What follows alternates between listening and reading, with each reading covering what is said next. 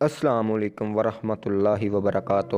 دوستو، آج کا ہمارا ٹاپک قصہ سونے کی اشرفی کا۔ کہتے ہیں کہ ایک دفعہ کہیں ایک خوشحال شخص رہتا تھا۔ اس کا ایک اکلوتا بیٹا تھا۔ ماں کے بے جا لاڈ پیار میں بگڑا ہوا بیٹا آہستہ آہستہ بڑا ہونے لگا، یہاں تک کہ جوان ہو گیا، لیکن نہ کوئی ہنر اور نہ ہی کسی کام کا تجربہ۔ اسے ایک ہی کام آتا تھا، وہ تھا باپ سے چھپا کر ماں کے دیے ہوئے پیسوں سے کھیل کود اور مستیاں کرنا اور سڑکوں چوراہوں پر وقت گزارنا۔ اور ایک دن صبح کے وقت باپ نے اسے آواز دے کر اپنے پاس بلایا اور کہا، بیٹا اب تم بڑے ہو گئے ہو اور خیر سے جوان بھی ہو، آج سے اپنی ذات پر بھروسہ کرنا سیکھو، اپنے پسینے کو بہا کر کمائی اور زندگی گزارنے کا ڈھنگ سیکھو۔ دوستو، ویڈیو کی جانب بڑھنے سے پہلے آپ سے ایک ریکویسٹ ہے، ہمارا چینل سبسکرائب کر دیں۔ چلتے ہیں ویڈیو کی طرف۔ بیٹے کو باپ کی یہ بات کچھ ناگوار سی گزری۔ تقریباً احتجاج برے انداز میں اس نے باپ سے کہا، مجھے تو کوئی کام کرنا نہیں آتا۔ باپ نے کہا، کوئی بات نہیں، اب سیکھ لو، تم آج ہی شہر روانہ ہو جاؤ اور یاد رکھو، جب تک میرے لیے ایک سونے کی اشرفی نہ کما لینا، لوٹ کر واپس نہ آنا۔ مرتا کیا نہ کرتا۔ بیٹا گھر سے جانے کے لیے دروازے کی طرف بڑھا ہی رہا تھا کہ اس کی ماں، جو یہ سب گفتگو چھپ کر سن چکی تھی، بیٹے کے سامنے آ گئی۔ مٹھی میں چھپائی ہوئی اشرفی بیٹے کو دیتے ہوئے بولی کہ شہر چلے جاؤ، رات گئے لوٹ کر یہ اشرفی باپ کو لا کر دینا اور کہنا کہ میں شہر سے کما لایا ہوں۔ اور یہ جوان خوشی خوشی گھر سے روانہ ہو گیا۔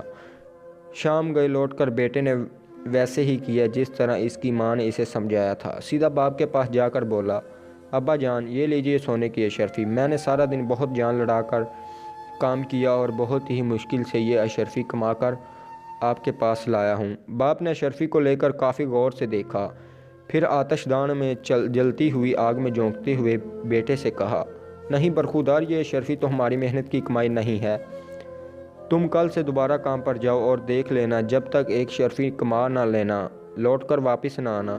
بیٹا خاموشی سے باپ کی اس حرکت کو دیکھتا رہا، نہ کوئی احتجاج اور نہ کوئی رد عمل۔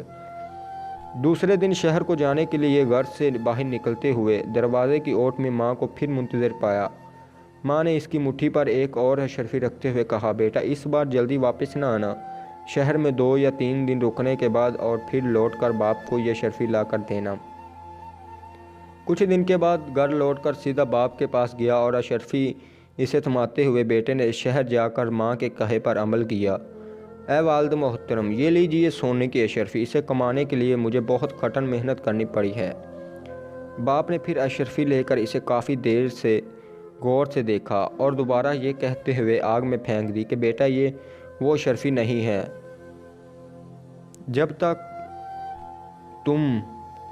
اس وقت تک تم لوٹنا نہ جب تک ایک اشرفی کما نہ لینا۔ جو میں چاہتا ہوں کل تم پھر سے کام کے لیے جاؤ اور اس وقت تک کو گھر نہ آنا۔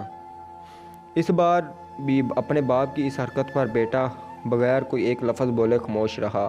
تیسری مرتبہ یہ نوجوان اپنی ماں کے جاگنے سے پہلے ہی شہر کی طرف روانہ ہو گیا اور وہاں 1 مہینہ رہا۔ اس بار 1 مہینے کے بعد حقیقی معنوں میں محنت و مشقت سے کما کر اشرفی کو نہایت حفاظت سے مٹھی میں دبائے مسکراتے ہوئے اپنے باپ کے پاس حاضر ہوا۔ اشرفی باپ کی طرف بڑھاتے ہوئے بولا، اے والد محترم، میں قسم کھا کر کہتا ہوں کہ اس بار یہ اشرفی میرے پسینے کی کمائی ہے، یقین کیجئے اسے کمانے کے لیے مجھے بہت محنت کرنی پڑی ہے۔